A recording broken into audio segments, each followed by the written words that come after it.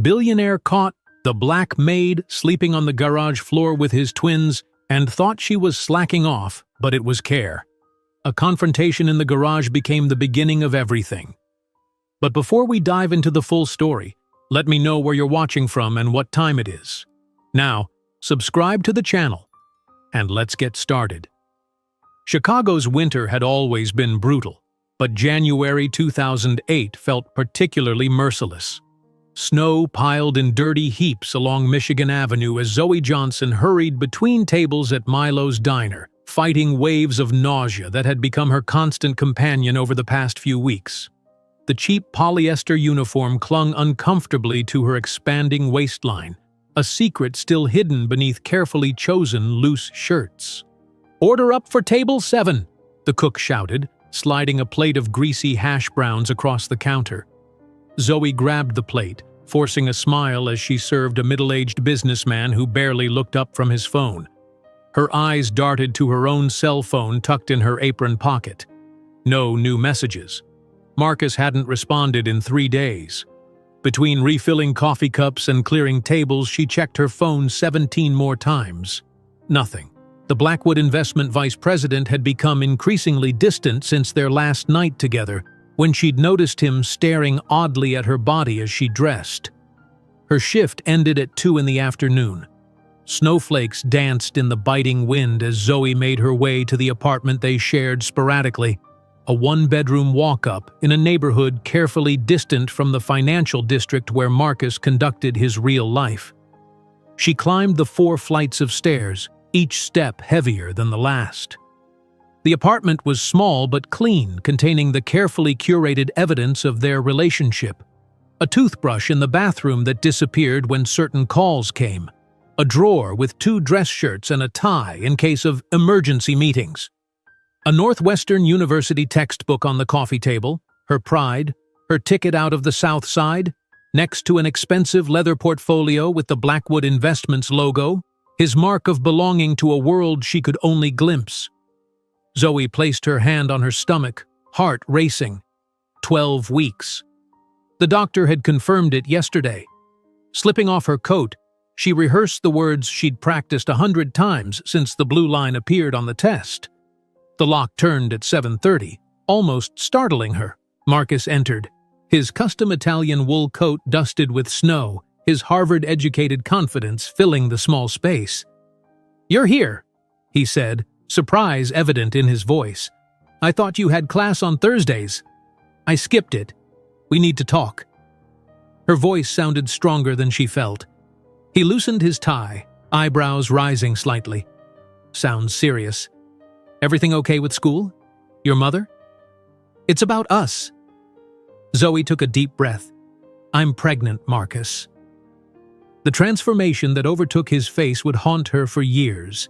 His features, handsome in their aristocratic sharpness, contorted through shock, disbelief, and finally settled into something worse: contempt. "Pregnant?" The word emerged as a half-laugh. "A baby? With you?" The laugh cut deeper than the January wind. Zoe flinched, wrapping her arms protectively around her midsection. "I'm 12 weeks along. I've seen a doctor. It's definite." Marcus ran his hand through his meticulously styled hair, messing it for the first time she could remember. "This isn't happening. This can't be happening." "It is happening," Zoe said, reaching for his hand.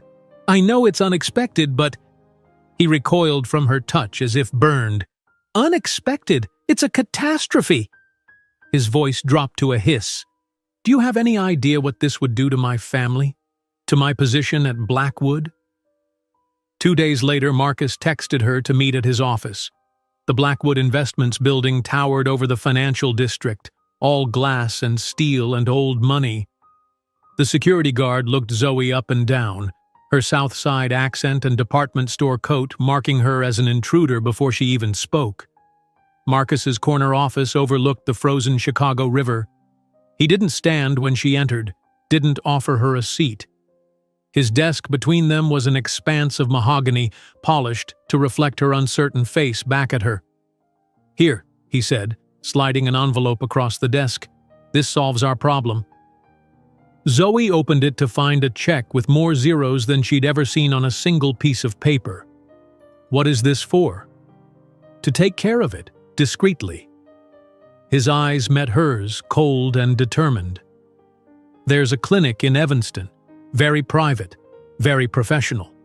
The understanding crashed into her. You want me to get rid of our baby? It's not a baby yet. It's a situation that needs handling. I won't do that. Zoe pushed the check back across the desk. This is our child, Marcus. His laugh was sharper this time. Our child? There is no our anything, Zoe. You were a diversion. A temporary arrangement while I established myself professionally. The words landed like physical blows. A diversion? We've been together for almost a year. Together? Marcus stood now, towering over her. We've been having sex in an apartment I keep for convenience. That's not together. That's an arrangement. The 6 weeks that followed were a blur of emotional warfare. Late-night calls where a drunk Marcus alternated between hazy promises and thinly veiled threats. Daytime silences that stretched like the winter itself, cold and seemingly endless. Zoe continued attending classes at Northwestern, her expanding waistline now visible, drawing stares and whispers from classmates who'd never known about her relationship. At 24 weeks pregnant, Zoe unlocked the apartment door during a raging snowstorm to find Marcus packing her few possessions into a small suitcase. "What are you doing?" she asked, snow melting from her coat onto the floor. "The lease is in my name. Your things need to go." His voice was flat, emotionless. "Marcus, please, it's a blizzard out there." Zoe gestured to the window where snow whipped against the glass. "Where am I supposed to go?" "That's not my concern anymore." He zipped the suitcase closed. "I've given you options. You've rejected them." "Options? You mean abortion or disappearing? Those aren't options." His face hardened. "You never understood your place in my life, Zoe. You were temporary. A black waitress from the South Side doesn't have a place in the future of a Blackwood Investments heir." The words struck like ice picks. "Is that all I was to you? A racial fetish? An experiment?" Marcus shoved the suitcase into her arms with enough force to make her stumble.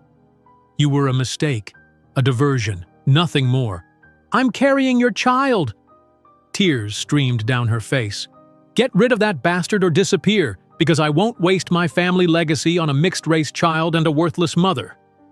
He opened the door, cold air rushing in. "Your choice." The suitcase landed in a snowdrift outside the building. Zoe followed moments later, Marcus's final words ringing in her ears as the door slammed behind her. "Don't contact me again. It's over." She stood in the swirling snow, 6 months pregnant, watching the small square of yellow light that was his, their, apartment window go dark.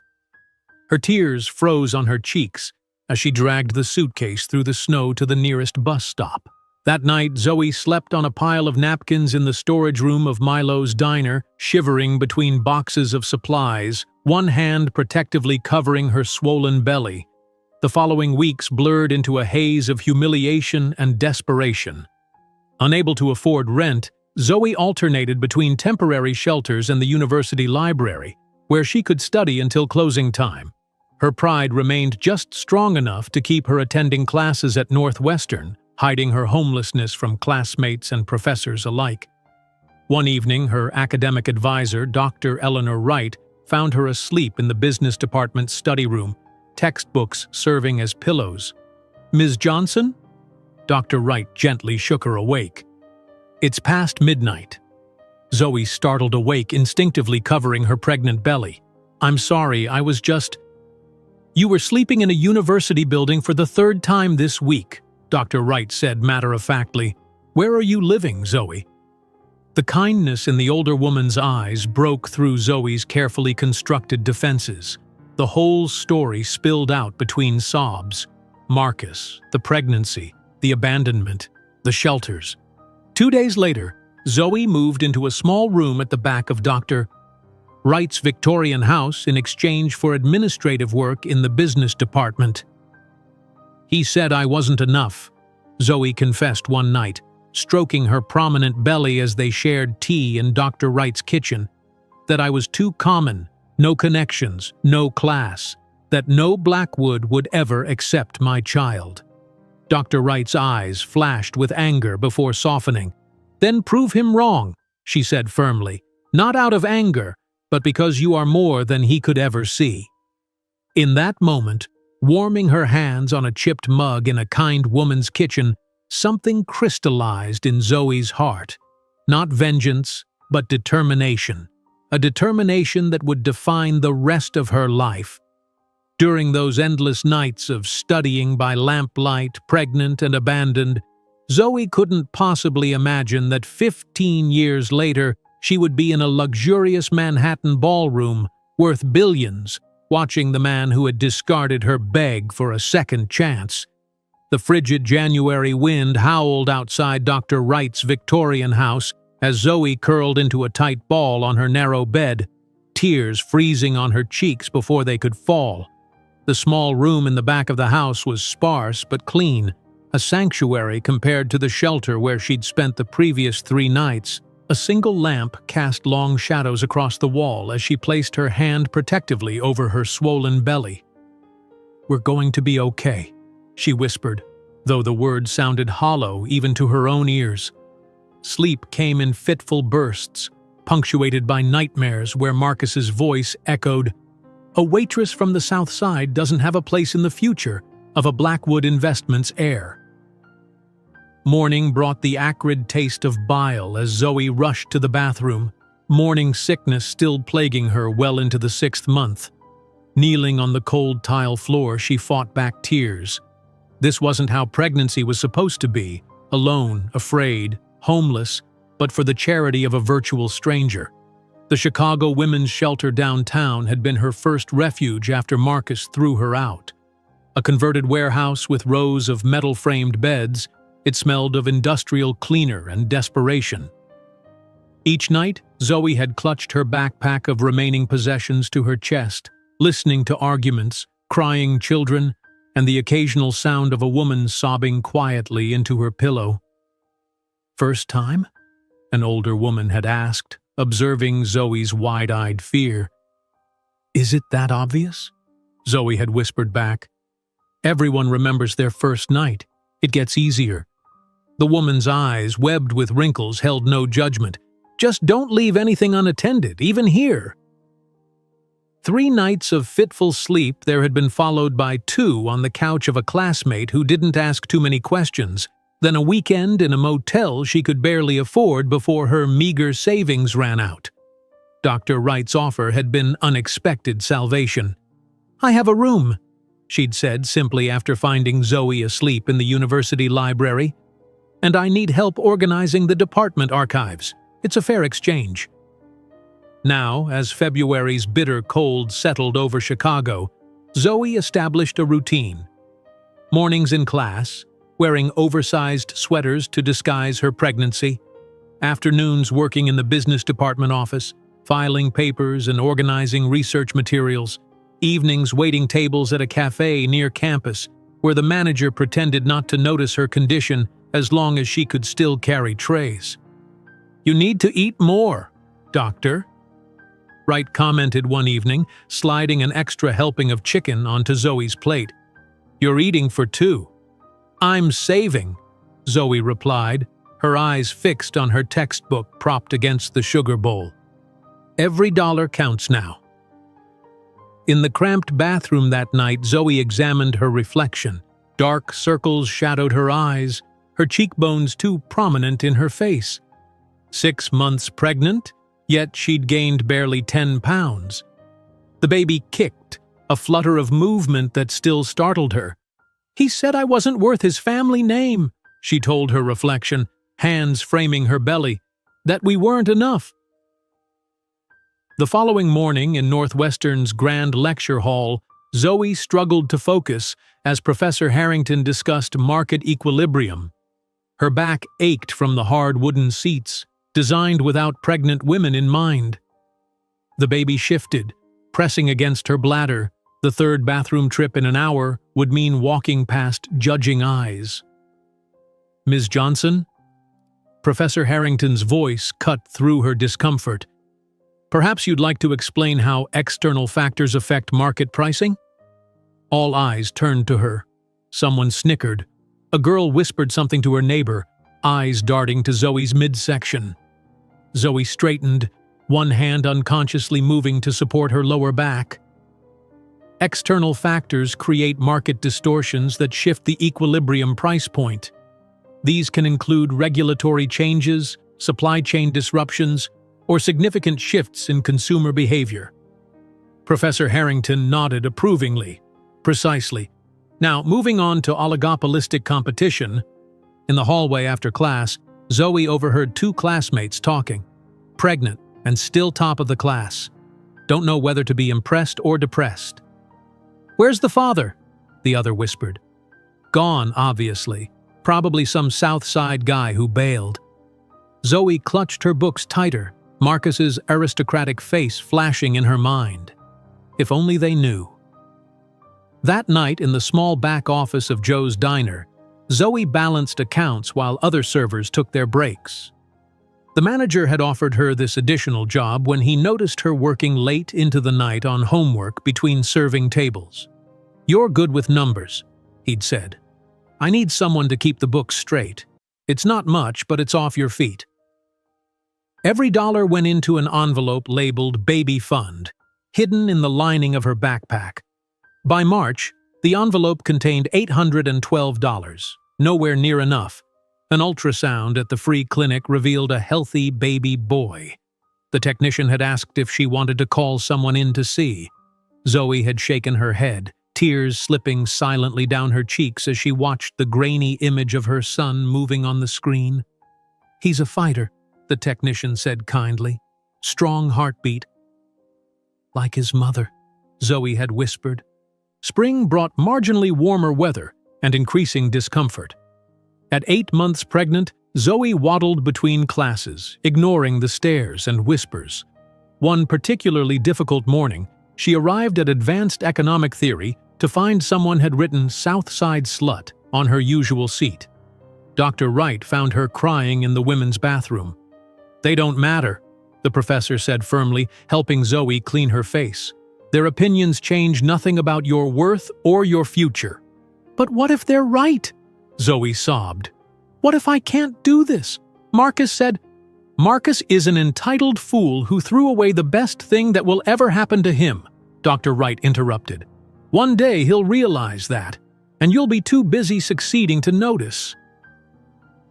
That night, curled on her side in the small bed, Zoe felt the baby kick vigorously. "You heard that, little one? We're going to succeed. We don't need him."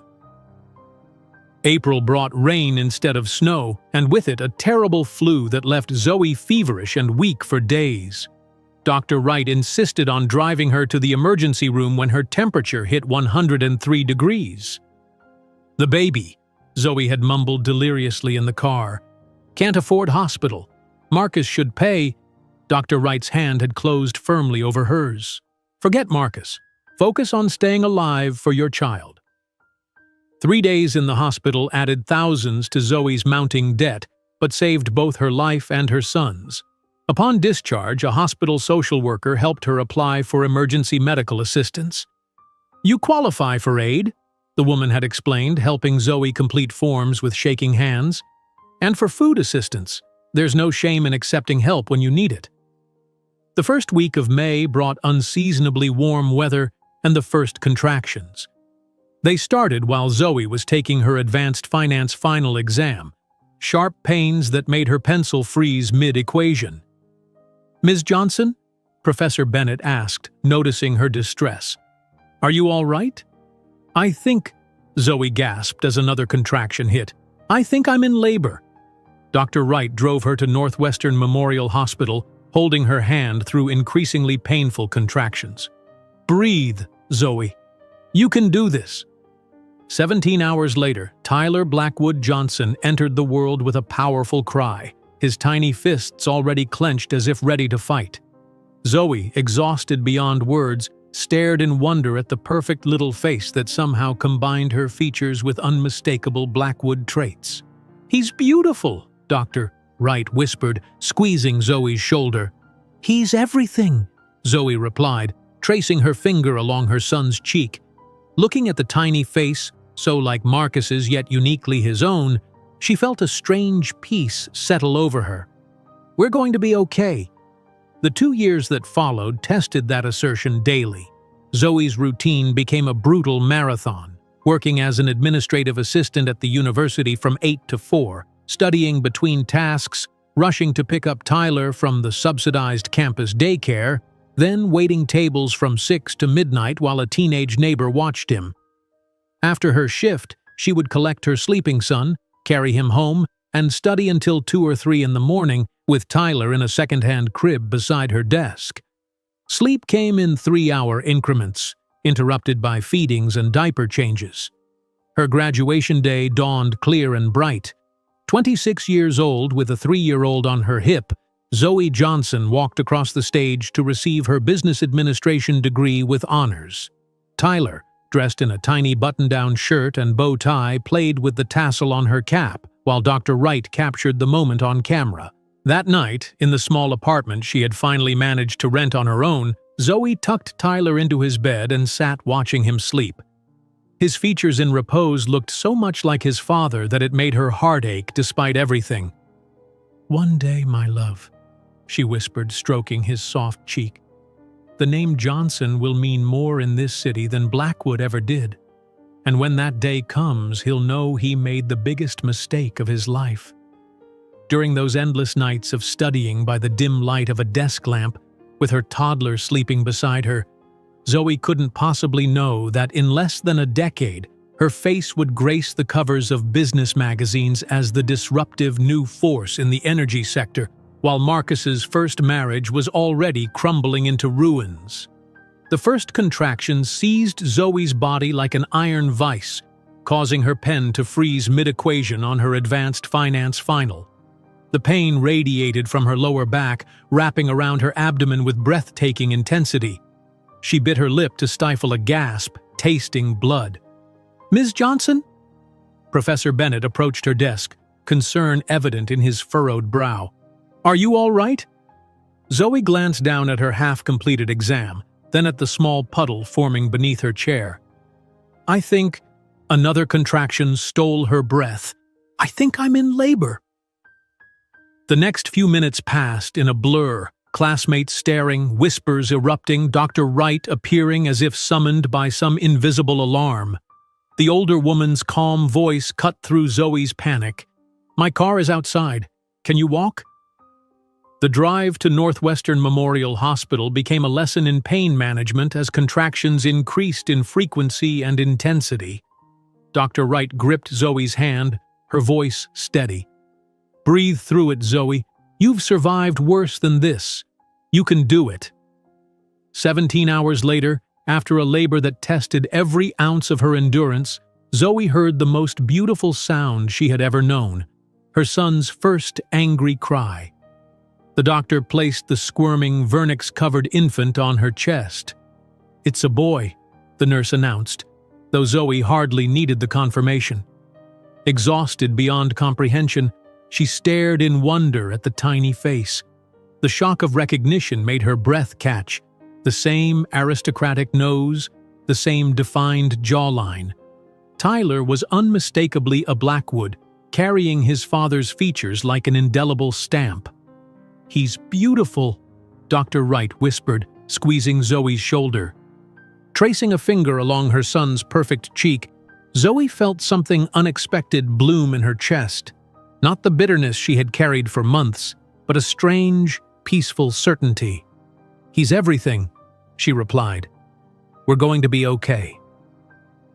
The hospital room grew quiet as Tyler, now cleaned and swaddled, slept peacefully in her arms. A nurse entered with discharge paperwork. "Father's name?" she asked, pen poised over the birth certificate. Zoe hesitated only briefly. "Tyler Blackwood Johnson," she said, then added firmly, "No father listed." The nurse's expression remained professionally neutral. Single mother box checked then. Later that night, alone in her hospital room with Tyler sleeping in the clear bassinet beside her bed, Zoe watched her son's tiny chest rise and fall. In the still darkness, she whispered her first promise to him. "I will never make you feel like you're not enough." 2 weeks later, Zoe sat in Dr. Wright's kitchen, tears streaming down her face as Tyler wailed inconsolably against her shoulder. She had barely slept 3 hours in as many days. "I can't do this," she sobbed, patting Tyler's back rhythmically. "He won't stop crying. I have finals next week. I haven't finished my thesis." Dr. Wright calmly took the screaming infant, demonstrating a different holding position. "You can and you will," she said simply. 1 hour at a time. The tiny back room transformed to accommodate its new resident. A second-hand crib occupied the corner where Zoe's desk had been. Books and papers migrated to a small folding table beside the bed. A makeshift changing station balanced precariously atop the dresser. By the time Tyler was 3 months old, Zoe had established a grueling routine. She woke at 5:30 to feed him before rushing to her new position as an administrative assistant in the university's business department, a job Dr. Wright had helped secure. Between filing paperwork and answering phones, she studied, using her lunch break to pump breast milk. At 4, she collected Tyler from the subsidized campus daycare, spent 2 precious hours with him at home, then handed him off to Lucia, the 16-year-old daughter of the neighbor across the hall, before rushing to her waitressing job at DiNapoli's Italian restaurant. Midnight would find her trudging up 3 flights of stairs, collecting her sleeping son, and finally collapsing into bed for a few hours before Tyler's inevitable 2 a.m. feeding. On rare nights when Tyler slept for a 4-hour stretch, Zoe would pull out her textbooks, studying by the dim light of a desk lamp while her son slumbered in his crib beside her. Meanwhile, across town in his Gold Coast penthouse, Marcus Blackwood's life continued its upward trajectory. Unaware of his son's existence, he celebrated his promotion to executive vice president at Blackwood Investments with a lavish party covered by Chicago's society pages. A clipping of this celebration, torn from the Chicago Tribune, sat folded in Zoe's wallet, not as a keepsake, but as fuel for the fire that kept her going through endless sleep-deprived nights. Tyler's first birthday arrived on a rainy May afternoon. Zoe splurged on ingredients to bake a small cake, decorated inexpertly with blue frosting. Dr. Wright brought a wooden train set, while Lucia and her mother contributed a tiny Chicago Cubs t-shirt. "Make a wish," Dr. Wright said as Zoe helped Tyler blow out the single candle. Looking at her son's face, smeared with frosting and glowing with delight, Zoe's wish crystallized with perfect clarity. Not for Marcus to return, not even for him to suffer, but for Tyler to never need his father's validation. When Tyler turned 18 months old, he began speaking in complete sentences, astounding the pediatrician with his vocabulary.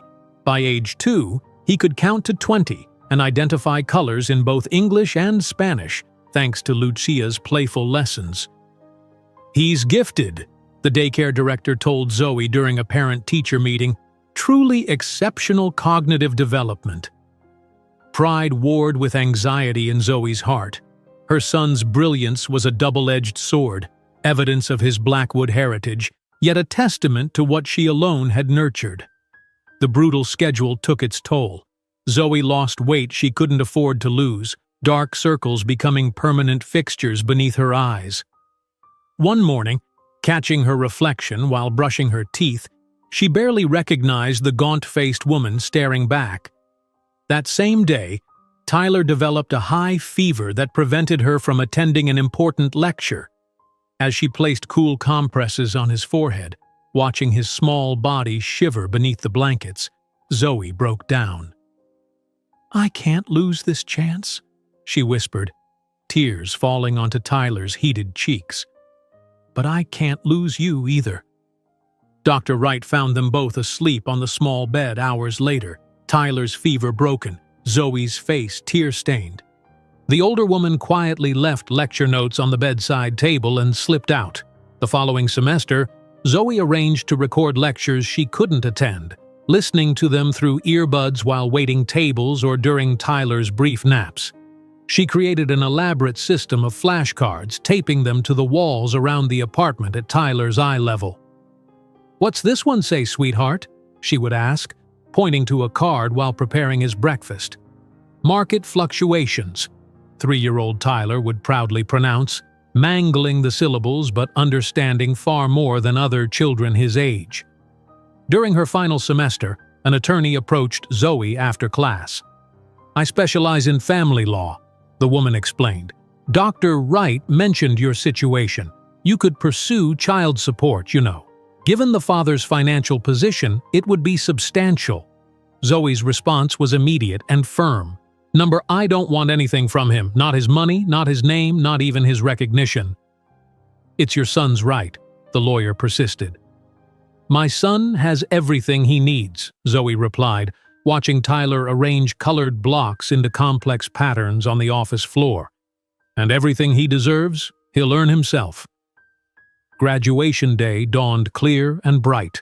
26 years old with a 3-year-old on her hip, Zoe Johnson walked across the stage to receive her business administration degree with honors.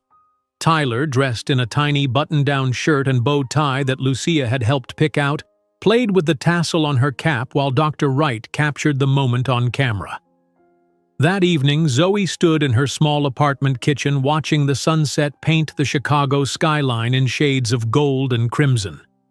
For the first time in years, she allowed herself to feel something beyond exhaustion and determination: pride. Her degree, earned while working 2 jobs and raising a child alone, represented more than academic achievement. It was the first decisive step away from the future Marcus had declared she didn't deserve.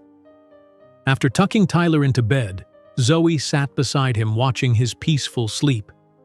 In repose, his features looked so much like his father's that it made her heart ache despite everything. The aristocratic nose, the defined jawline that would one day sharpen into the Blackwood profile she had once traced with loving fingers. Stroking his soft cheek, she whispered the promise that would shape their future. "One day, my love, the name Johnson will mean more in this city than Blackwood ever did, and when that day comes, he'll know he made the biggest mistake of his life." During those endless nights of studying by the dim light of a desk lamp, with her toddler sleeping beside her, Zoe couldn't possibly know that in less than a decade, her face would grace the covers of business magazines as the disruptive new force in the energy sector, while Marcus's first marriage was already crumbling into ruins. Zoe adjusted her second-hand blazer, smoothing a loose thread as she stared at the imposing glass building that housed Mitchell Energy Consultants. The business card in her hand, embossed with her newly minted title, Junior Analyst, felt surreal after years of balancing textbooks and a baby on her hip. Her reflection in the revolving door showed a woman trying desperately to look confident while wearing a suit purchased from a thrift store and tailored by hand late at night after Tyler had fallen asleep. "First-day nerves are normal," she whispered to herself, channeling Dr. Wright's steady encouragement. "You earned this." The lobby bustled with professionals in expensive suits, their confident strides marking them as people who belonged. Zoe straightened her shoulders and approached the security desk, presenting her temporary ID. "7th floor," the guard said after a cursory glance. "New hire orientation starts in 20 minutes." The elevator ride felt like ascending into another world, far from the diner where she'd served pancakes, light years from the tiny apartment where she'd studied while Tyler slept. When the doors opened to reveal a sleek reception area with the Mitchell Energy logo illuminated on the wall, Zoe allowed herself a moment of vindication. This professional environment with its promise of stability and growth was exactly what Marcus had insisted she could never achieve. "Johnson?" A crisp voice interrupted her thoughts. "You're early. Good start." Bradley Mitchell, son of the founder and senior consultant, appraised her with calculating eyes. His tailored suit probably cost more than 3 months of her rent. "Eager to begin, Mr. Mitchell," Zoe replied, extending her hand with practiced steadiness. The morning orientation blurred into a parade of faces, policies, and passwords. By noon, Zoe sat in a glass-walled conference room with 7 other new analysts, all men, all from prestigious MBA programs, all wearing expressions that ranged from entitled boredom to barely concealed anxiety. "Team assignments," announced Sandra Patel, the HR director. "Chen and Weber, you're with Reynolds in renewables. Blackford and Thompson, derivatives with Hernandez. Miller and Stevenson, regulatory compliance with Mitchell Sr." Zoe waited, pulse quickening as the room emptied until only she remained. "Johnson," Sandra finally said, "you'll be with Bradley Mitchell in market analysis. He specifically requested you after reviewing your academic records." The assignment, working directly under the founder's son, should have felt like an honor. Instead, as Bradley laid out her responsibilities that afternoon, Zoe recognized the familiar pattern: the coffee retrieval, note-taking, and appointment scheduling barely disguised behind professional terminology. "Essentially, I'll be your assistant," Zoe observed after his explanation. Bradley's smile didn't reach his eyes. "Everyone starts somewhere, Johnson, even those of us with unconventional backgrounds." That evening, Zoe rushed from the office to collect Tyler from his new daycare, a vast improvement over the university facility, but still a budget stretch that left little room for error in her carefully calculated finances. "Mama!" Tyler launched himself into her arms, his backpack nearly as large as his 4-year-old frame. "I made a circuit today, with batteries and wires, and it made a light bulb glow." Zoe hugged him fiercely, inhaling the scent of crayons and peanut butter that clung to his curly hair. "That's amazing, sweetheart. Tell me everything while we walk home." Their small 1-bedroom apartment, while modest, represented tremendous progress from the back room of Dr. Wright's house. Tyler's bed occupied one corner of the living room, surrounded by bookshelves overflowing with library books on science, mathematics, and engineering that he devoured with astonishing comprehension. As Zoe prepared a simple dinner of pasta and vegetables, Tyler sprawled on the floor with paper and crayons, designing what appeared to be elaborate mechanical systems. "This one's a solar collector," he explained, pointing to a series of interconnected rectangles. "And these store the energy for nighttime."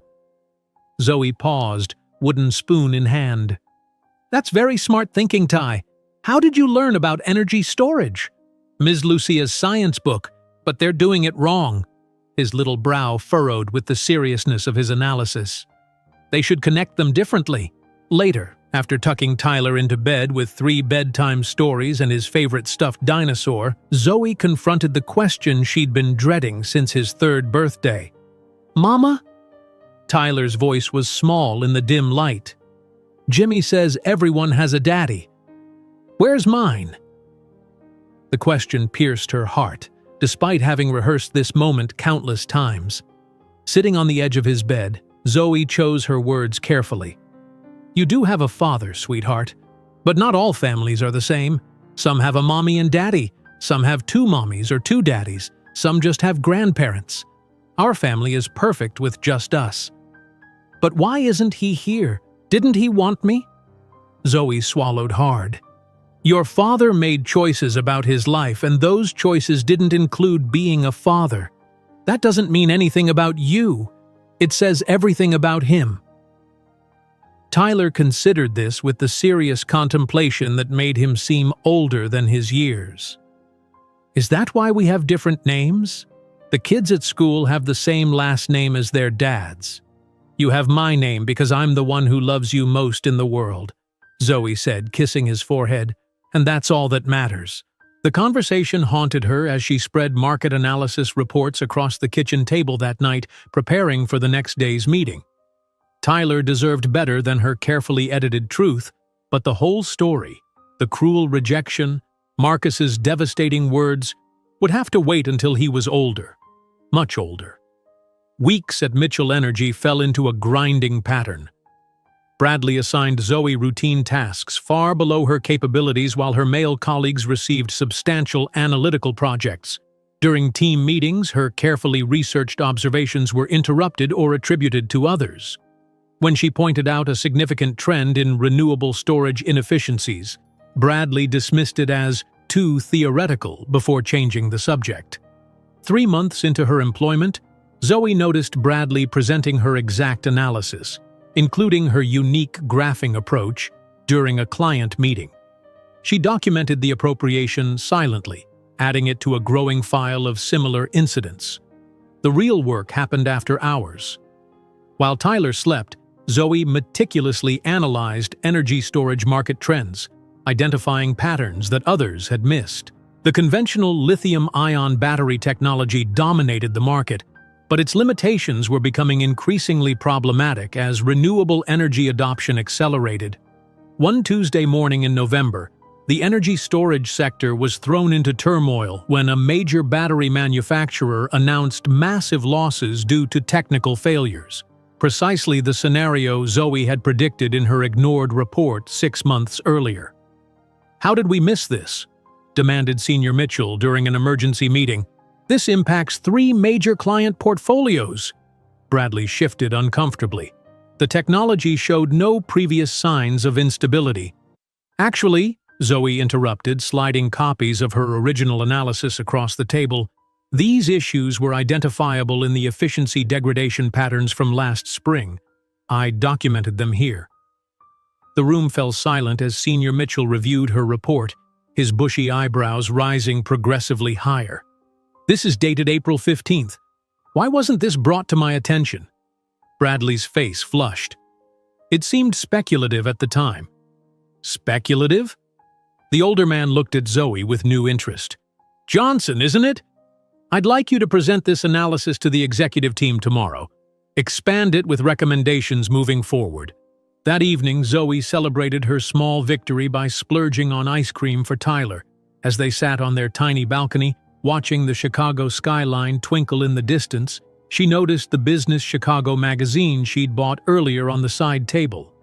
The cover featured Marcus Blackwood beside a statuesque blonde in a designer wedding gown, the headline announcing the union of 2 financial dynasties. Zoe closed the magazine firmly, focusing instead on Tyler's chocolate-smeared smile. 6 months later, when Senior Mitchell offered her a promotion to senior analyst with a substantial raise, she purchased the boy's coveted light-up sneakers and enrolled him in a weekend coding class for gifted children. "We're celebrating," she told Tyler as they shared another ice cream. "Mama's making us a better life, just like I promised." While filing away the wedding announcement magazine that night, Zoe couldn't know that in less than a decade she would be the one featured on magazine covers as the industry's disruptive force, while Marcus's lavish marriage was already dissolving into bitter accusations and costly legal proceedings. Zoe spread her financial documents across the kitchen table, the dim overhead light casting shadows across columns of carefully calculated figures. 4 years of disciplined saving, meticulous budgeting, and relentless work had culminated in this moment of decision.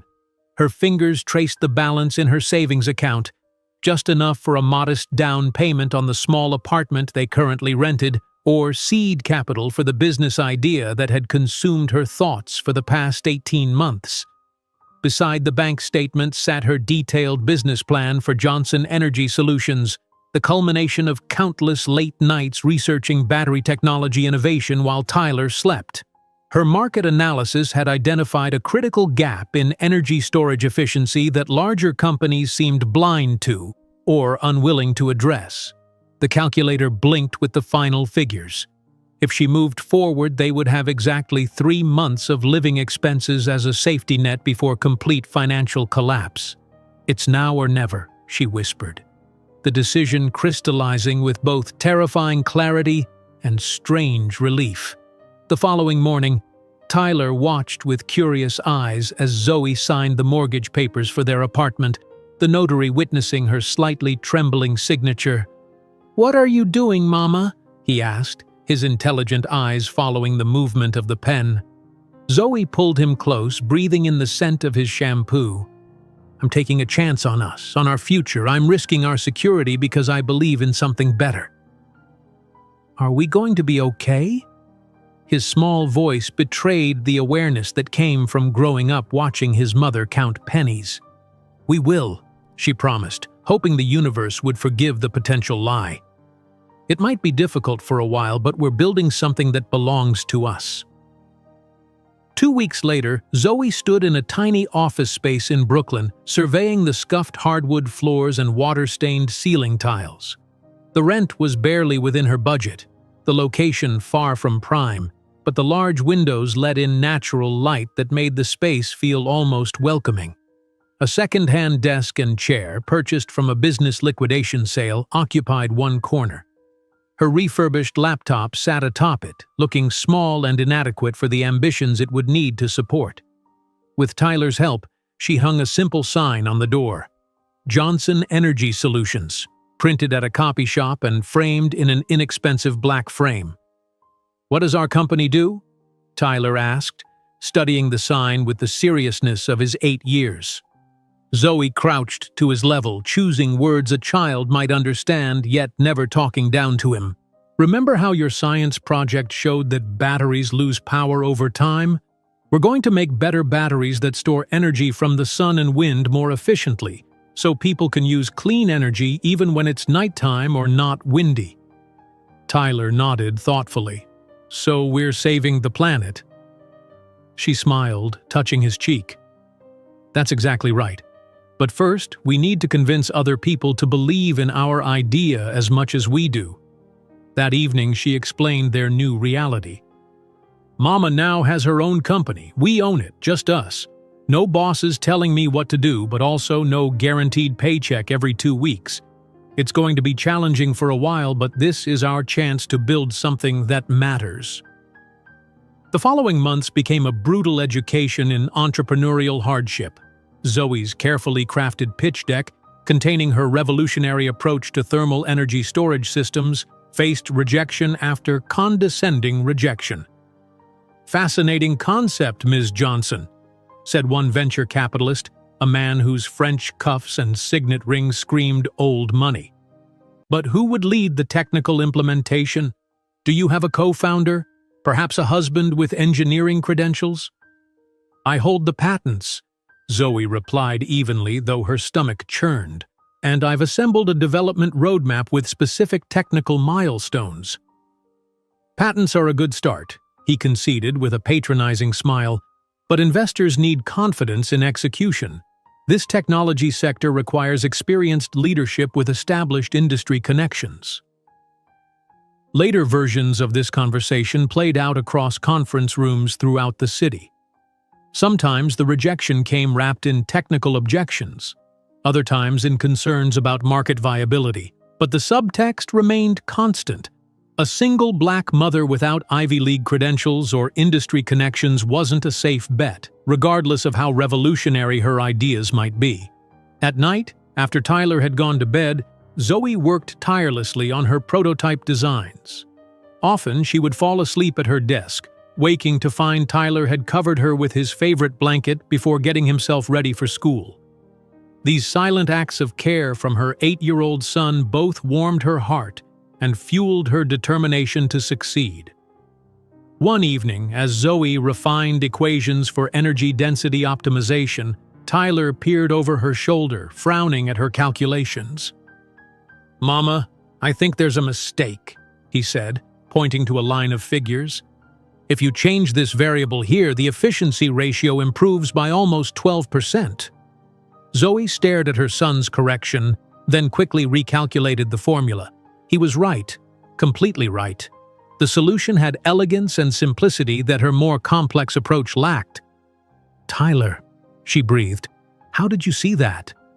He shrugged, the gesture heartbreakingly reminiscent of his father. "It just looked wrong the other way. The numbers want to flow differently." That night, after tucking him in, Zoe called Dr. Wright. "I think he's a genius," she whispered, tears threatening. "Actual, legitimate genius. He solved in seconds what I've been struggling with for weeks." "Not surprising," her mentor replied. "Given his parentage, He has both your perseverance and the Blackwood analytical mind, without the entitlement, thankfully. 6 months into her venture, with savings dwindling alarmingly, Zoe faced her darkest moment. Standing in the grocery store, she returned a package of chicken to the refrigerator case, opting instead for another week of pasta and beans. Their bank account showed a balance that wouldn't cover next month's rent. That evening, after serving Tyler macaroni and cheese for the 3rd consecutive night, she opened her laptop and, with trembling hands, began searching for corporate job listings. The familiar titles, analyst, consultant, manager, promised security and stability, if not fulfillment. "Maybe I aimed too high," she whispered, scrolling through positions that would put food on the table but bury her innovations forever. The next day, Zoe attended Tyler's school science fair, watching proudly as he explained his project on solar energy storage efficiency to the judges. His display, crafted from cardboard and materials salvaged from recycling bins, demonstrated a concept that aligned perfectly with her own research, simplified for elementary understanding but showing remarkable insight. "The current battery designs waste energy during conversion," Tyler explained to a middle-aged man who seemed unusually interested in an 8-year-old's project. "My design reduces conversion loss by integrating the collection and storage systems differently." The man asked several technical questions that seemed beyond typical science fair curiosity, nodding thoughtfully at Tyler's sophisticated answers. "Where did you learn about energy conversion efficiency?" he asked. "My mom," Tyler replied proudly. "She's an expert. She's starting a company to make better batteries, but nobody believes in her yet." The man's eyebrows rose. "Is your mother here?" When Tyler pointed to Zoe, the man approached with measured steps and extended his hand. "David Chen, Horizon Ventures. Your son tells me you've developed this energy storage concept. I'd be interested in learning more." 3 days later, Chen visited Zoe's tiny Brooklyn office. He examined her patents, technical specifications, and market analysis without comment, his expression unreadable. When he finally spoke, his words changed everything. "Your thermal storage approach is genuinely revolutionary, Ms. Johnson. Most battery innovations are incremental improvements. Yours rethinks the fundamental architecture. I'm prepared to offer seed capital in exchange for 20% equity." Zoe's hands trembled as she reviewed the term sheet. The amount, $800,000, was modest by venture capital standards but life-changing for her struggling startup. "I retain controlling interest and patent ownership," she confirmed, scarcely believing the terms. "Absolutely. Horizon believes in founder-led innovation. We invest in people first, technologies second." That evening, Zoe and Tyler danced around their small apartment, laughing with the pure joy of breakthrough. "We did it, baby!" she cried, spinning her giggling son in circles. "Someone finally believed in us." "In you, Mama," Tyler corrected, his eyes shining with absolute faith. "I always knew you could do it." As she signed her first investment contract that night, Zoe couldn't possibly imagine that within 5 years, Johnson Energy Solutions would be renamed Johnson Innovation Tech, valued at $500 million, and that her first institutional client would be the biggest rival of Blackwood Investments. David Chen's seed investment transformed Johnson Energy Solutions overnight. The tiny Brooklyn office with its second-hand furniture and water-stained ceiling gave way to an entire floor in a modest office building within 6 months. Zoe's single desk multiplied into workstations for newly hired engineers, market analysts, and administrative staff. The company logo evolved from a simple printed sign to a sleek emblem that adorned business cards, letterhead, and the frosted glass entrance doors. "It's happening so fast," Zoe confided to David during their quarterly review meeting. "Sometimes I worry we're growing too quickly."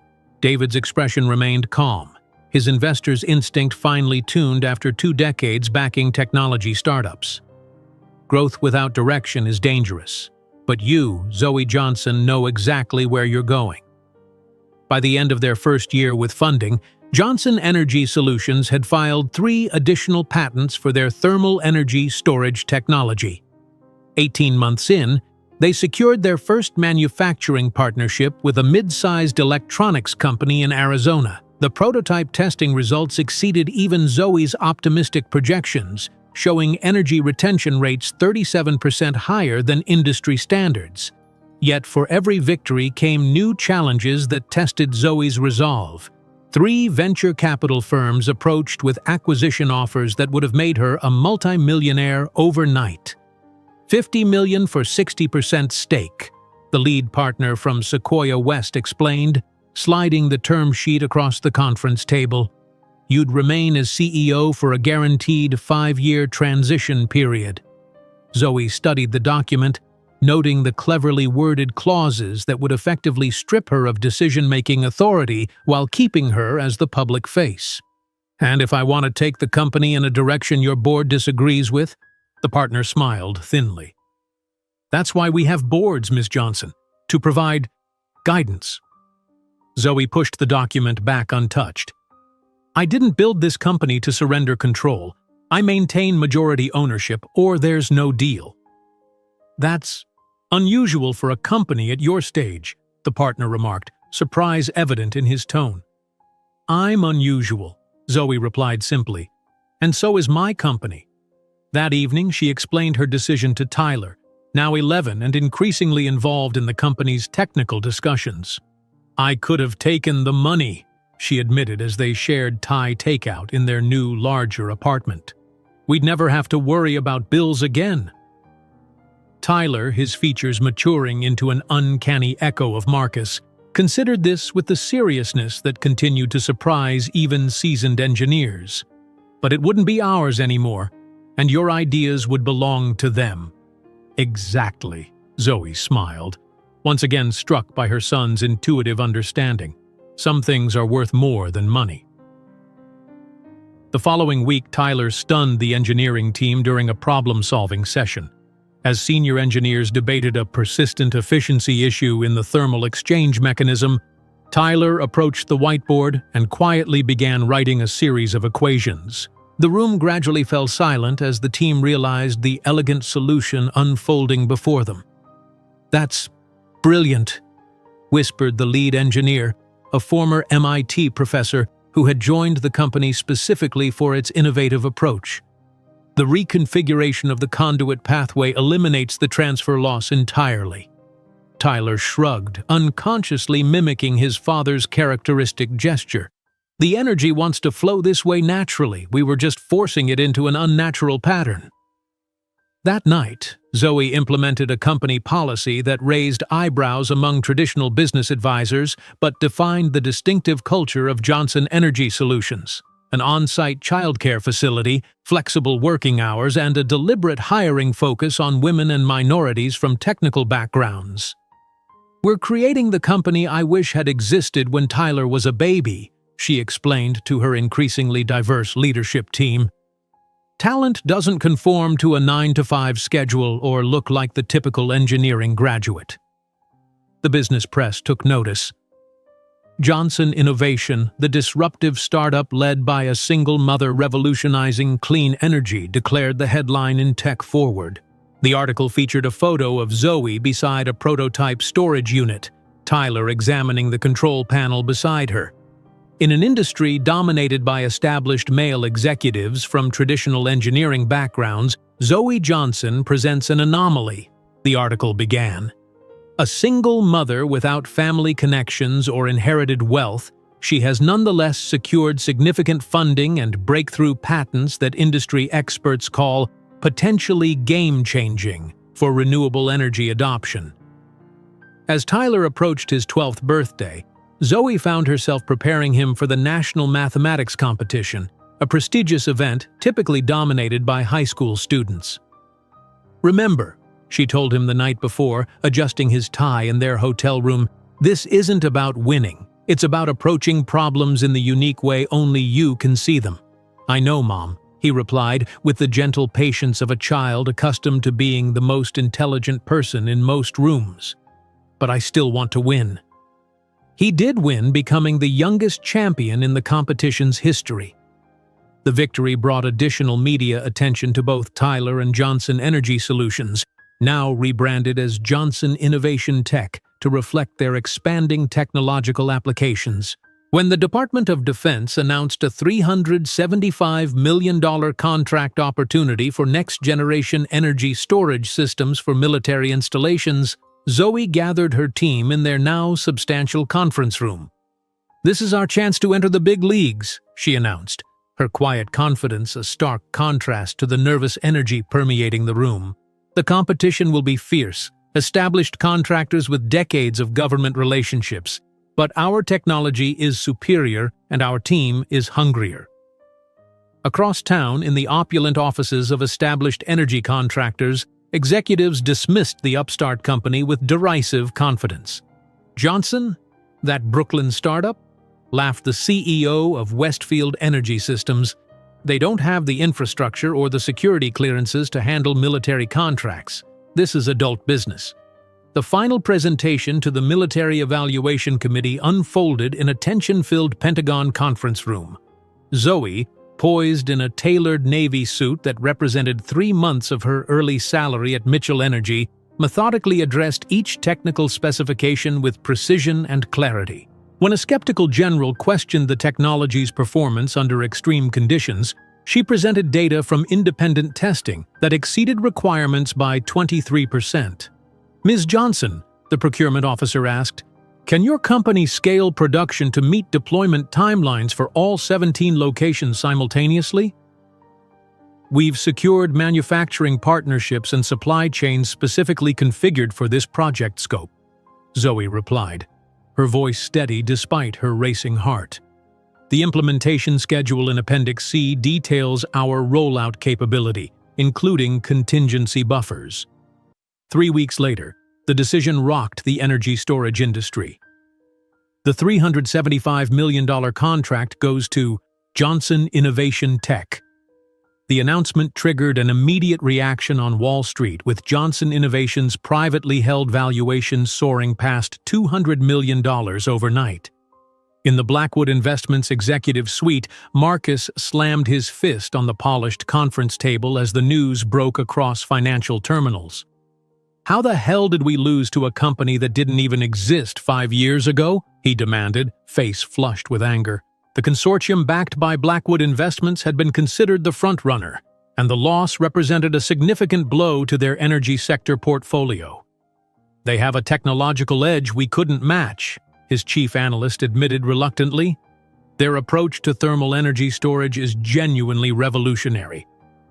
That evening, champagne flowed freely through the Johnson Innovation offices. Zoe raised her glass to the assembled team, her smile radiant with vindication. "To everyone who said we couldn't do it, thank you for the motivation." Later that night, as they walked through their neighborhood, Tyler asked the question Zoe had been anticipating. "Now that the company is doing well, can we buy our own place? A real house, without rental payments or a mortgage for the business?" 3 weeks later, Zoe and Tyler stood in the living room of a luxurious Manhattan apartment with floor-to-ceiling windows overlooking Central Park. Sunlight streamed across hardwood floors as Tyler explored the space with undisguised wonder. The previous prospective buyer was quite disappointed to lose this unit, the real estate agent mentioned casually. "A Mr. Blackwood from the financial district, but the board preferred your offer.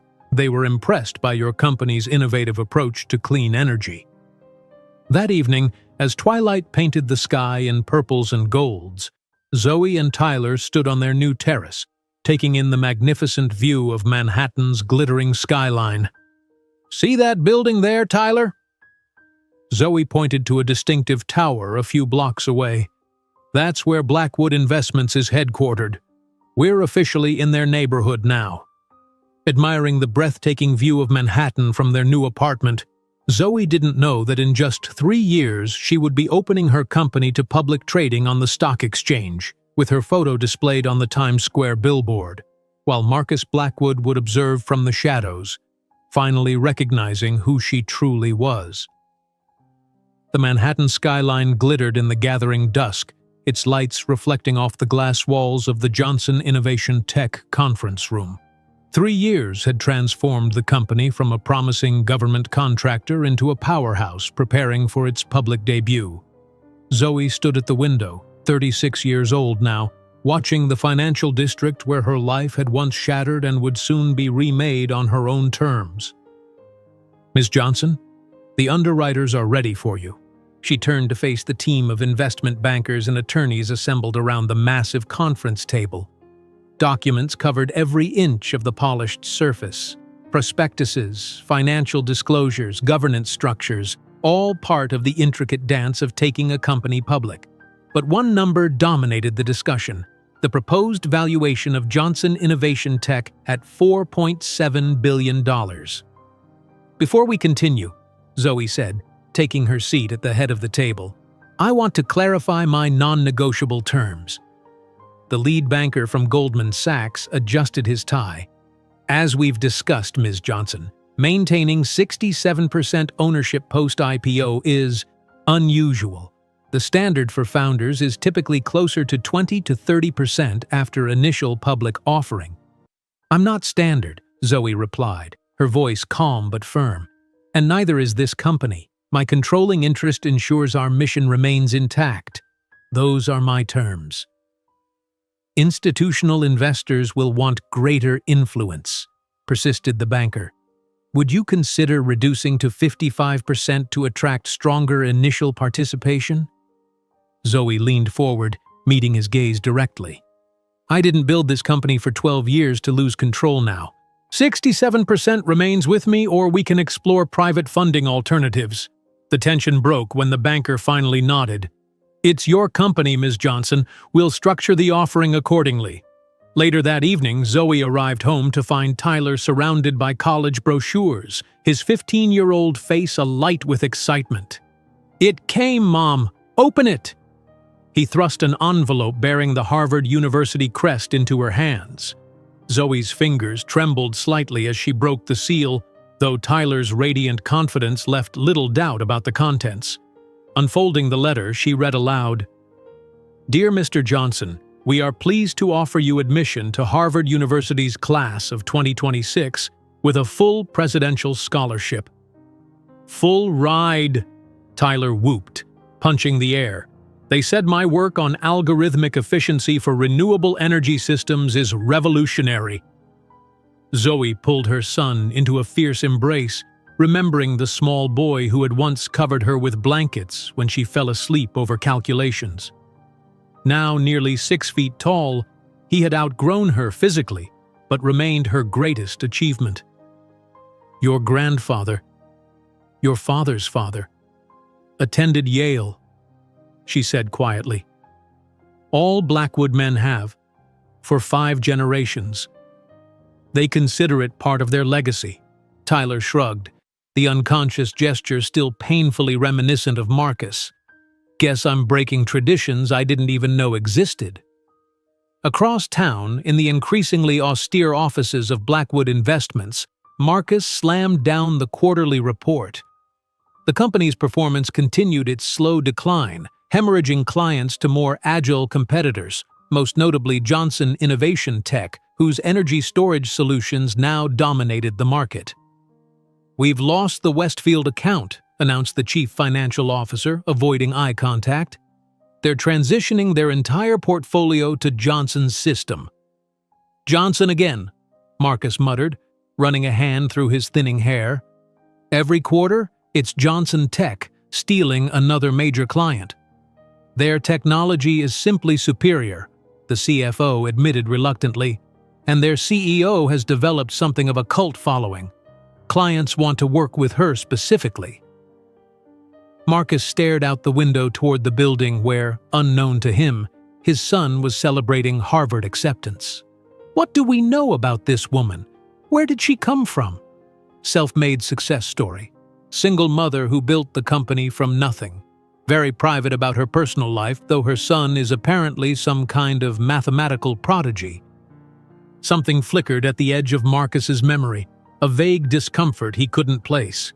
He dismissed it, focusing instead on stemming the bleeding of his family's company even as his second marriage disintegrated in bitter accusations and legal maneuvers.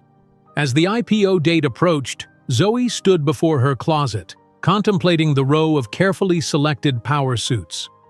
This moment, ringing the opening bell at the New York Stock Exchange, represented more than financial success. It was the culmination of a promise made in a tiny apartment while a toddler slept nearby. "The blue projects confidence, but red is power," Tyler observed from her doorway, dressed in his own tailored suit. "Wear the red, Mom. Today is about power." The morning of the IPO, their limousine glided through Manhattan traffic toward Wall Street. Zoe held Tyler's hand, an unusual display of vulnerability from a woman now known for her unshakable composure. "No matter what happens today," she whispered, "we've already won. Remember that." "We won the day you decided to keep me," Tyler replied with the wisdom that sometimes made Zoe wonder if he somehow knew more about his origins than she had shared. The historic trading floor buzzed with anticipation as Zoe and Tyler approached the podium. Television cameras tracked their movement, broadcasting the image of mother and son to financial news channels worldwide. When the ceremonial bell rang under their hands, applause erupted across the trading floor.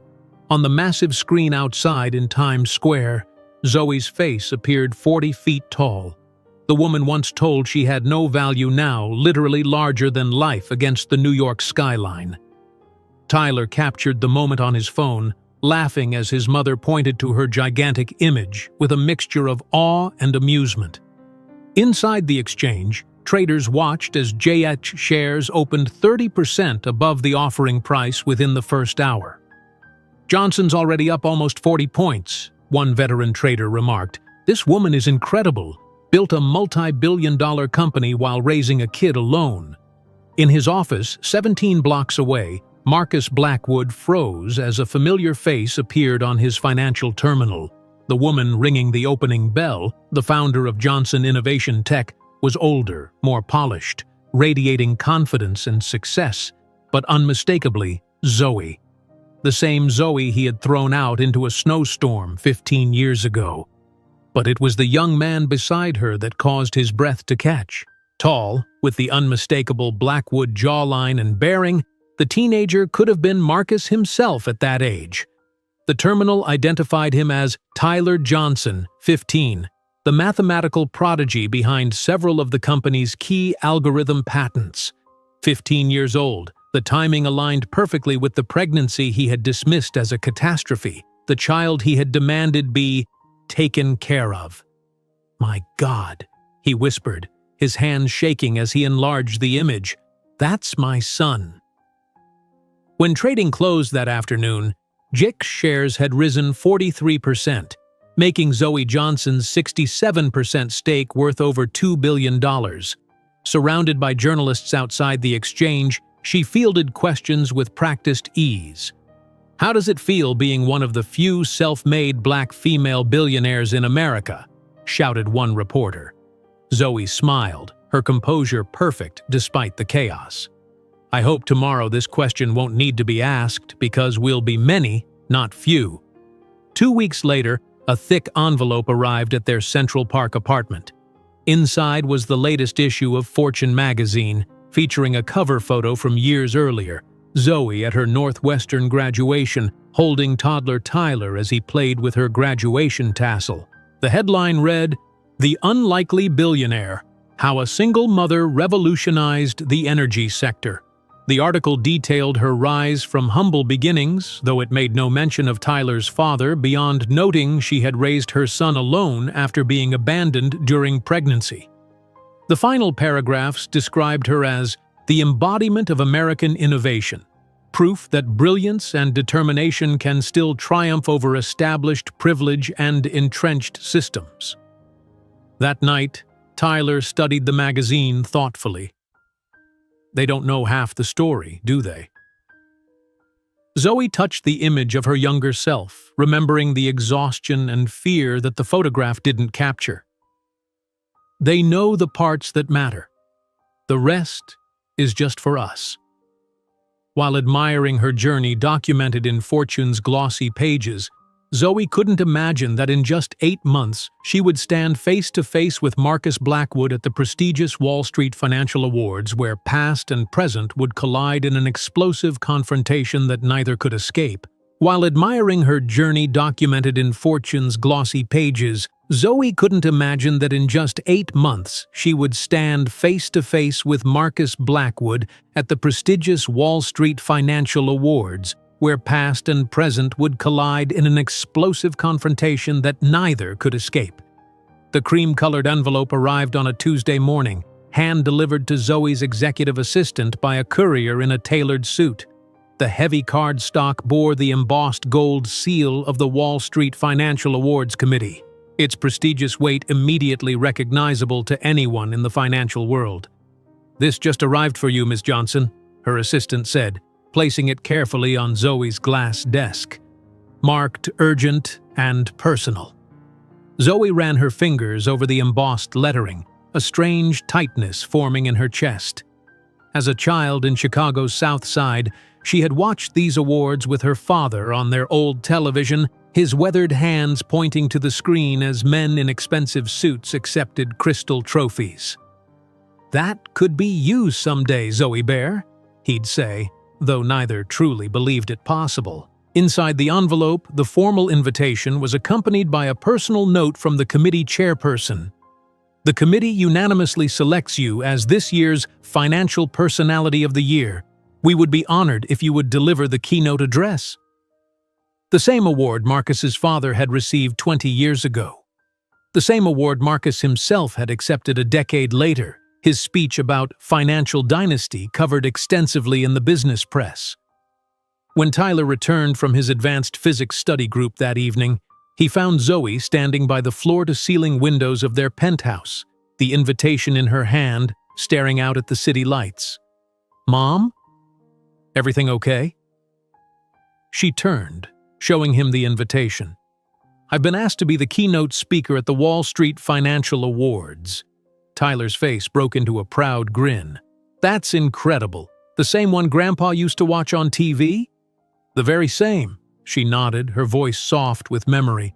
"He always said I could be up there someday." "He was right," Tyler said, examining the elegant invitation. "As always." Later that night, Zoe called Dr. Wright, now retired but still her most trusted confidant. "It feels like closing a circle," she admitted, "but also strangely terrifying." "Because you'll be standing where the Blackwoods once stood?" the older woman asked perceptively. "Perhaps," Zoe sighed, "or maybe because success still sometimes feels like borrowed clothing that might be reclaimed at any moment." Dr. Wright's chuckle came warm through the phone. "My dear, you built your success brick by brick. There's nothing borrowed about it." Across town, in his increasingly sparse corner office, Marcus Blackwood skimmed through the quarterly investment reports with growing frustration. Blackwood Investments continued its slow decline, losing another 2% market share to younger, more innovative firms. The financial press had begun using terms like fading dynasty and legacy firms struggling to adapt. His father, technically still chairman, though rarely in the office anymore, had called twice that week to express his disappointment in the latest numbers. When his assistant delivered the Wall Street Financial Awards invitation, Marcus viewed it as a rare piece of good news. The committee had selected him to represent Blackwood Investments at the ceremony, a nod to the family's historical importance in the financial world, if not its current relevance. "At least they remember who we are," he muttered, placing the invitation in his briefcase. That evening, scrolling through financial news on his tablet, Marcus froze at the headline, "Johnson Innovation CEO named Financial Personality of the Year." Below it was a recent photograph of Zoe at a clean energy conference, elegant in a tailored suit, radiating confidence and success. Something about her eyes triggered a distant memory, a nagging sense of familiarity he couldn't place. Continuing to read, he discovered she would be the keynote speaker at the same event he would attend. The article mentioned her remarkable rise from single motherhood and poverty to billionaire status, accompanied by a photo of Zoe with her teenage son. The boy's face sent an electric shock through Marcus's body. The resemblance was unmistakable, the same jawline, the same set of the eyes that had marked Blackwood men for generations. He enlarged the image with trembling fingers, studying the young man's features with growing horror and certainty. "It can't be," he whispered to his empty apartment. The following morning, Marcus placed a call to a discreet private investigator he had used during both his divorces. "I need information on Tyler Johnson, son of Zoe Johnson, CEO of Johnson Innovation Tech. Specifically, date of birth and possible paternity." In the weeks leading up to the ceremony, Zoe worked with a renowned stylist to select her attire for the event. In her massive walk-in closet, she reviewed options with Tyler, who had developed a surprisingly sophisticated eye for fashion. "This Alexander McQueen is perfect," he said, holding up a structured black dress with subtle architectural elements. Powerful without trying too hard. "You think?" Zoe examined the dress, appreciating its elegant simplicity. "Definitely. It says I belong here without shouting it." Zoe smiled at her son's perceptiveness. "When did you become so wise about fashion statements?" "I pay attention," he shrugged, "to everything." 3 days before the ceremony, Marcus received a plain manila envelope from the investigator. Inside was a concise report confirming his suspicions.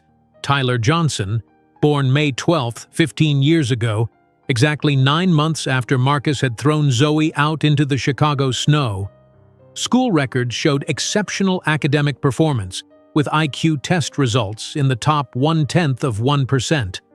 Medical records indicated no father listed on the birth certificate. The final page contained a note from the investigator. Facial recognition software confirms 99.8% probability of biological relation to the Blackwood male line. Marcus poured himself 3 fingers of whiskey, staring at a recent photograph of Tyler receiving a Young Innovator Award. In the boy's face, he saw not only himself, but his father and grandfather, the aristocratic features that had defined the Blackwood men for generations. "My son," he whispered, the words feeling foreign on his tongue, "and he doesn't even know I exist." That night, Marcus sat in his therapist's office, the first emergency session he had requested in years. "I abandoned her," he admitted, his voice hollow. "She told me she was pregnant, and I gave her money for an abortion. When she refused, I threw her out, said terrible things about her background, her worth." "And now?" the therapist prompted. "Now she's worth billions, and the son I rejected is apparently a mathematical genius who's been accepted to Harvard at 15. Marcus laughed bitterly. "I have no idea what to do." "What do you want to do?" The question hung in the air, unanswerable. What could he possibly say to the woman he had discarded, or to the son who had grown up never knowing him? The morning of the Wall Street Financial Awards dawned clear and bright. In her penthouse bathroom, Zoe applied her makeup with practiced precision, the ritual calming her unexpected nerves. "You've faced hostile boardrooms and skeptical investors," she told her reflection. "This is just another milestone." Yet something felt different. This wasn't merely another business achievement, it was personal validation on a stage that had once seemed as distant as the moon to a girl from Chicago's South Side. In his Upper East Side apartment, Marcus rehearsed potential approaches in his bathroom mirror. "Zoe, it's been a long time." "No, too casual." "Ms. Johnson, congratulations on your success." "Too formal." "Tyler, I'm your father." Impossible. Every attempt fell flat, inadequate against the weight of 15 years of absence and the cruelty of his last words to her. How could any sentence bridge such a chasm? Later that evening, Zoe and Tyler entered their waiting limousine, both impeccably dressed. Tyler adjusted his bow tie, looking more like a young man than the child she still sometimes saw when she looked at him. "Nervous?" he asked, noticing her uncharacteristically quiet demeanor. Zoe smoothed an invisible wrinkle from her dress. After everything we've been through to get here, this is just the cherry on top. As the limousine pulled up to the Plaza Hotel, photographers surged forward, calling her name. "Zoe, over here! Ms. Johnson, a smile, please."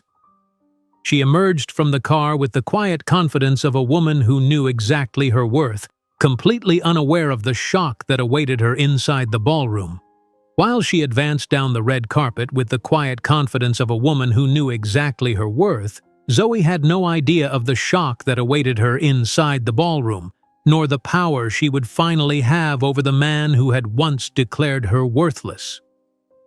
While she advanced down the red carpet with the quiet confidence of a woman who knew exactly her worth, Zoe had no idea of the shock that awaited her inside the ballroom, nor the power she would finally have over the man who had once declared her worthless.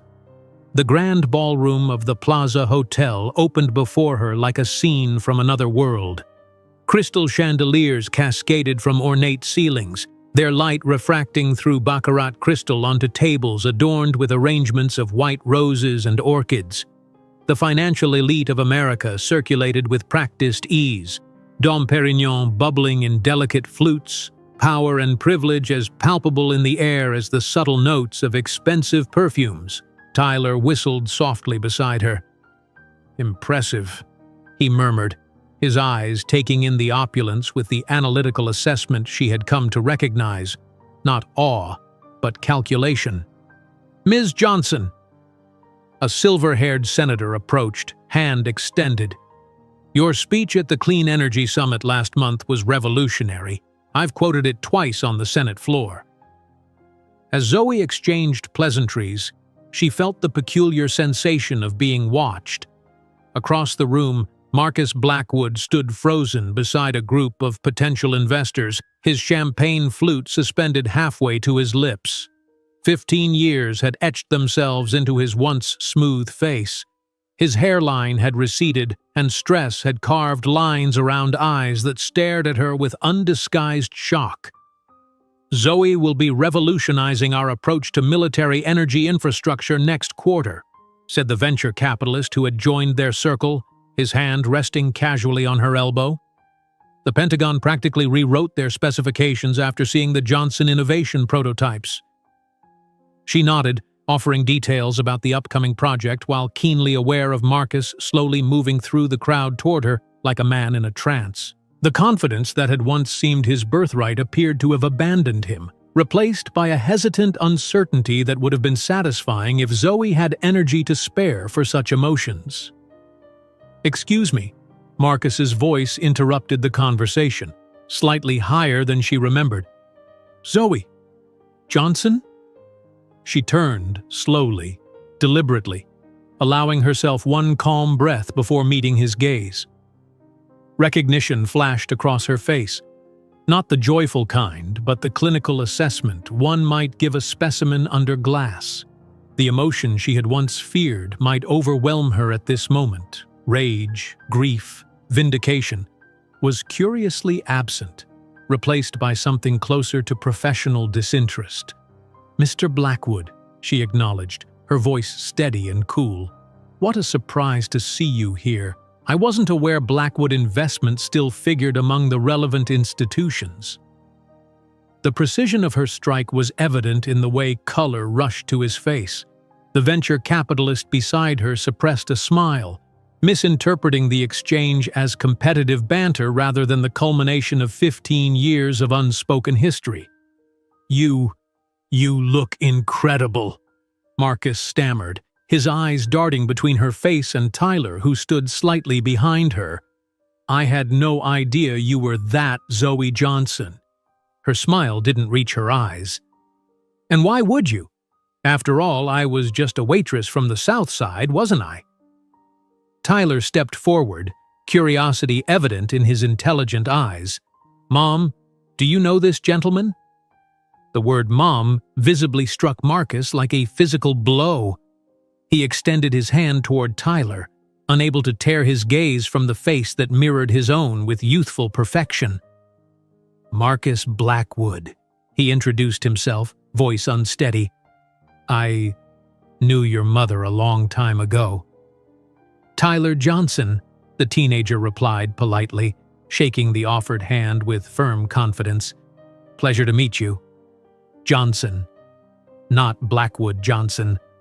Marcus flinched slightly at the absence of his name, the denial of his legacy in this remarkable young man who carried his blood but not his identity. "Tyler is about to start at Harvard," Zoe commented casually, as if discussing the weather. "Theoretical physics and computer science. He just won the National Mathematics Olympiad." Marcus swallowed hard. "Impressive, you must be very proud." "Immensely," she replied, resting her hand on Tyler's shoulder. "He's everything I could have wished for." The ballroom fell quiet as the master of ceremonies approached the podium, tapping the microphone twice. "Ladies and gentlemen, it is with great pride that we announce the financial personality of the year, Zoe Johnson, who has not only broken valuation records with Johnson Innovation, but has also created the largest scholarship program for disadvantaged youth in the United States." Applause erupted around them. Marcus watched, stunned, as Zoe made her way to the stage to receive the same award his father and he himself had accepted in years past. On the podium, she radiated authority and grace that made her Alexander McQueen dress seem like armor rather than fabric. "15 years ago," she began, her voice clear and confident, "I was a single mother working 3 jobs to pay for my education. Today, Johnson Innovation employs more than 3,500 people and is valued at nearly $9 billion. Fresh applause washed through the room. "But our true value isn't in our stock price. It's in the more than 2,000 scholarships we've provided to young people from disadvantaged communities in the towns powered by our renewable energy technology and in the cleaner future we're building together."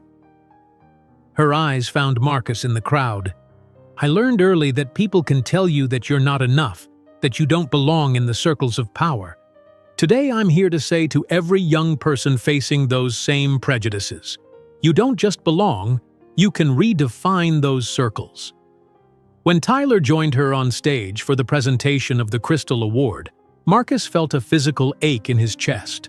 The boy whispered something in his mother's ear, captured by the microphones and broadcast through the ballroom. "You were always enough, Mom, more than enough for both of us." In that moment, Marcus Blackwood understood fully the magnitude of what he had lost. The reception following the ceremony became an extended nightmare for Marcus. Everywhere he turned, conversations revolved around the Johnson empire, Zoe's revolutionary approach to energy storage, how she had refused billion-dollar acquisition offers to maintain her vision intact. In contrast, whispers about Blackwood investments carried concerned undertones, rumors of an SEC investigation into certain practices, significant losses in the last quarter, the reluctance of the elder Mr. Blackwood to fully pass the reins to his son. Marcus observed Zoe from across the room, surrounded by admirers, her son at her side. Brilliant, confident, successful. Everything a Blackwood should be, but without carrying the name. When he finally managed a moment alone with her on the terrace, his mask of control had completely disintegrated. "Why did you never tell me?" he asked, voice thick with emotion. "He's clearly my son. I had a right to know." Zoe regarded him coldly. "Right? You relinquished any rights when you threw me out into the street in the middle of winter, 6 months pregnant, saying I wasn't worthy of your precious Blackwood name. I was young, stupid, scared. And what was I, Marcus?" Her voice didn't rise, but each word carried the weight of 15 years of transcended pain. "I was 23. I was alone, pregnant, without family, without money. And yet I found the strength not just to survive, but to build something that you and your family, with all your connections and privileges, never managed to create." Marcus looked through the glass doors at Tyler, who was engaged in animated conversation with a group of technology executives. "Does he know about me?" "He knows his biological father chose not to be part of our lives. He knows that man decided we weren't worthy of him, and he knows that does nothing to diminish his value." "I want to know him," Marcus insisted. desperation coloring his voice. "I can give him the Blackwood name, offer him his rightful place in the family business." Zoe laughed, a genuinely amused sound that cut Marcus more deeply than any insult could have. "Tyler already has a legacy, Marcus. One he helped build, not one he simply inherited. Johnson Innovation has set aside stock worth $50 million for his university fund. He speaks 4 languages, has already published 2 scientific papers, and developed an algorithm our company is patenting. Harvard accepted him on merit, not family connections." She paused, looking directly into his eyes. "And as for the Blackwood name? Last year, Forbes estimated my net worth at $4.3 billion. What was yours again? $780 million, divided between you and your father?" She smiled slightly. "I think the Johnson name serves my son perfectly well." The reality of the situation hit Marcus like an avalanche. Not only had he lost the chance to know his son, but the woman he had judged worthless now outvalued the entire Blackwood dynasty. "I want you to know," he tried one last time, "that I deeply regret what I did. If I could go back—" "But you can't," Zoe interrupted gently.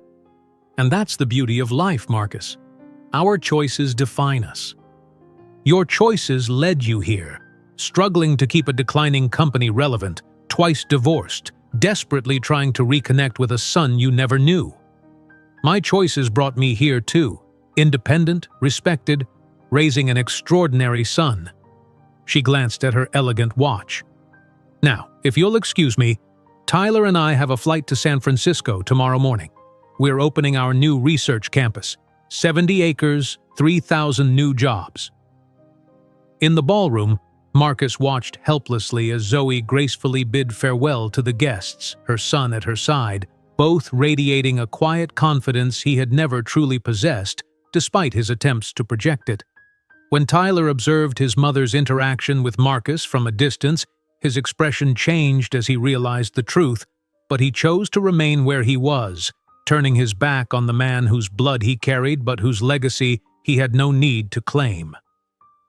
Marcus stood frozen on the terrace long after Zoe had disappeared back into the glittering ballroom. The night air carried a bitter chill, not unlike that Chicago winter 15 years ago. Inside, the financial elite of America continued their elegant dance of power and connection, oblivious to the devastation unfolding in his heart. Every conversation, every congratulatory toast to Johnson Innovation's success felt like another nail in the coffin of his family's legacy. He watched Zoe move through the crowd with effortless grace, stopping to exchange business cards with a tech mogul, accepting compliments from a senator with poised humility. Tyler remained at her side, his Blackwood features unmistakable to Marcus now, though apparently invisible to everyone else. The boy's confident posture, his articulate responses to the adults who engaged him, all of it screamed of potential that should have carried the Blackwood name forward. "Quite the woman, isn't she?" asked a silver-haired investor, joining Marcus at the railing. "Turned down 3 acquisition offers last quarter. Microsoft offered $12 billion and she didn't even blink." Marcus managed a non-committal grunt. The investor continued, oblivious to his distress. "Her son's even more impressive, if you can believe it. Coding prodigy already holds 2 patents. Harvard's creating a special curriculum just for him." The man sipped his champagne. "Makes you wonder what their children will accomplish. 3rd-generation brilliance and all that." The casual reference to a lineage that should have included him sent Marcus stumbling toward the bar. He ordered scotch, neat, and drank it in one burning swallow. Throughout the evening, he became increasingly fixated on finding another moment alone with Zoe. He tracked her movements through the crowd, maneuvering to intercept her as she moved between conversations. Each attempt failed as another admirer claimed her attention or Tyler deftly steered her toward someone new. Near midnight, as the event wound down, desperation overcame his remaining dignity. Marcus positioned himself by the coat check, knowing she would eventually pass by. When she appeared, Tyler, momentarily distracted by a conversation with a young software developer, Marcus stepped directly into her path. "Zoe, please, 5 minutes." Her eyes held no warmth as she assessed him. "I believe we've said everything necessary, Mr. Blackwood. He's my son." The words emerged as a hoarse whisper. "My only child." Something flickered across her face, not sympathy but perhaps recognition of the truth he was finally confronting. With a slight nod, she followed him to a small sitting area partially screened by ornamental plants. "You had 15 years to claim him as your son," Zoe said quietly, arranging herself on a velvet settee with practiced elegance. "You chose otherwise." "I didn't know he existed," Marcus protested, the scotch loosening his control. "You disappeared." Her eyebrow arched with perfect disdain. "Disappeared?" "I continued attending Northwestern. I worked at the same diner for another year. I lived with Dr. Wright, whose address was in the university directory." She smoothed an invisible wrinkle from her dress. "You didn't look, Marcus. Don't confuse your lack of interest with my invisibility." The truth of her words struck him with physical force. He hadn't looked, hadn't wanted to find her. The pregnancy had been an inconvenience, an obstacle to his carefully planned life, and once she was gone, he had deliberately forgotten her. "I was wrong," he admitted, the words unfamiliar on his tongue. "Terribly, unforgivably wrong, but he's still my flesh and blood. Doesn't he deserve to know his father?" "Deserve?" Zoe's voice remained calm, but her eyes flashed. "Let's discuss what Tyler deserves. He deserves a father who wanted him from the beginning. He deserves a man who would have held his mother's hand through labor, who would have walked the floor with him during colic, who would have attended every science fair and math competition." She leaned forward slightly. "What exactly are you offering him now, Marcus? A name? Money? He has a name.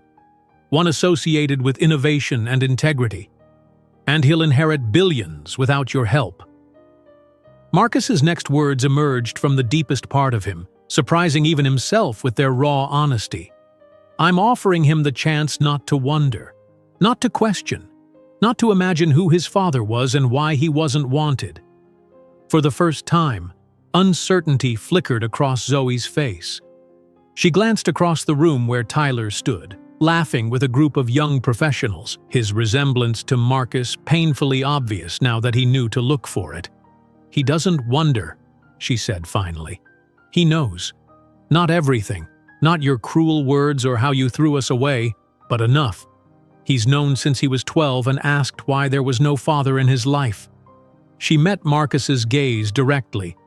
"I told him his father was a man who wasn't ready for family responsibilities, who chose his career and social position over fatherhood. I told him it reflected nothing about his worth and everything about yours." Across the ballroom, Tyler's eyes found them. Something in his expression, a calculating assessment so reminiscent of Marcus's own father, suggested he understood exactly who Marcus was. "He knows it's me," Marcus whispered, watching his son's gaze shift deliberately away. "He's brilliant, Marcus. Of course he's figured it out." Zoe stood, smoothing her dress. "He chose not to approach you. That should tell you everything." The realization was devastating. Not only had he lost 15 years with his son, but the boy had consciously rejected him. Tyler had seen him, recognized him, and turned away. "What can I do?" The desperation in his voice would have embarrassed him in any other circumstance. There must be something, an introduction, a conversation, anything. Zoe's expression softened slightly, not with forgiveness, but with something like pity. "There's nothing to do, Marcus. You made your choice 15 years ago when you decided we weren't enough for you. Now we've made ours." She glanced at her watch. "Our car is waiting. Goodbye, Marcus." He watched helplessly as she rejoined Tyler, who cast one final assessing look in Marcus's direction before deliberately turning away. Together, mother and son moved through the thinning crowd toward the exit, a perfect unit complete unto themselves. 2 weeks later, the Wall Street Journal published an extensive feature on Zoe Johnson. The article detailed her remarkable journey from Chicago's South Side to becoming one of America's most powerful businesswomen. It mentioned briefly that she had raised her son alone after being abandoned by his father during pregnancy. The main photograph showed Zoe and Tyler standing before the gleaming glass buildings of Johnson Innovation's new research campus in Palo Alto. The caption highlighted how the teenager already worked on company projects during school breaks, preparing to eventually lead the empire his mother built from nothing without help from anyone. In his increasingly empty office at Blackwood Investments, Marcus set the newspaper aside and stared out at the Manhattan skyline. Somewhere out there, his son, a son he would never truly know, was growing up under the guidance of a woman he had completely underestimated. There was no anger in Zoe Johnson's heart, only the most devastating of indifferences. She moved forward, complete and victorious, while he remained trapped in the awareness of the void his own choices had created. And that, Marcus realized, was the most perfect form of justice. If you enjoyed today's video, I'm sure you'll love the next one. Don't waste time. Just click on the screen